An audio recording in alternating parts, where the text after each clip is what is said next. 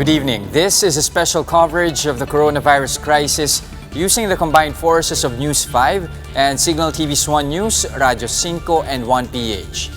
More than 800 Filipino migrant workers from the UK, Equatorial Guinea, Democratic Republic of Congo, and Australia arrived home on Thursday afternoon and early Friday morning.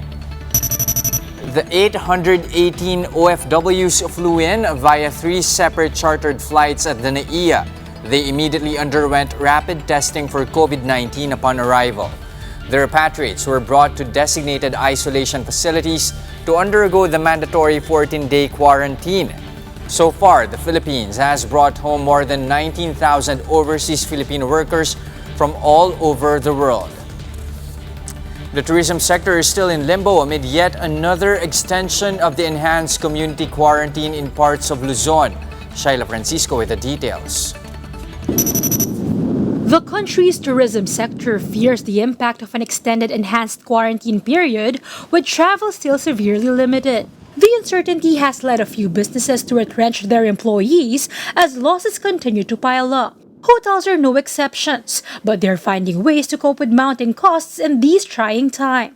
Hotels that are opened to be able to sustain their daily expenses have resorted to selling packed meals. And I believe that there are hotels in Jensan that are doing that. Earlier, NEDA pegged losses to the transport and tourism industries to about 157 billion pesos. But the Tourism Congress of the Philippines says this could swell even further since postponed travels might not have been included in the computation. Even if the crisis is over, the group estimates it may take up to 2 years for tourists to return to the Philippines.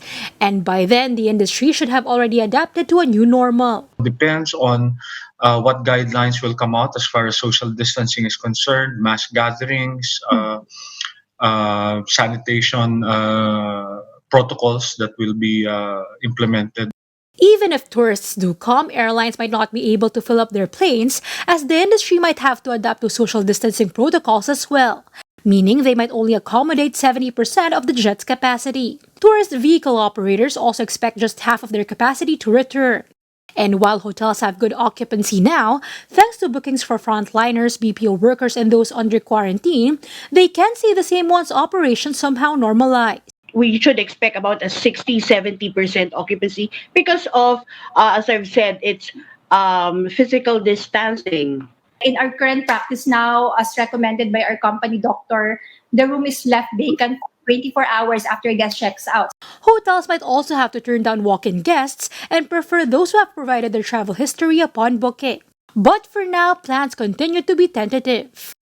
Until we have a good indication as to whether we're flattening the curve or whether we're winning the battle against COVID, that yun lang talaga kami makapagplano eh. It's all tentative. That's the hardest thing with tourism. We will be one of the last industries to rise, no? When everything goes back to some semblance of normalcy. The DOT hopes that businesses find a bit of a reprieve with the implementation of a moratorium on collection of accreditation fees, loans, and cash assistance through the DOLE. Shaila Francisco, We Are One News. That's the latest on the enhanced and expanded community quarantine in Luzon. For more updates, follow News 5, The Philippine Star, and Business World Online. I'm Jess De Los Santos. We Are One News.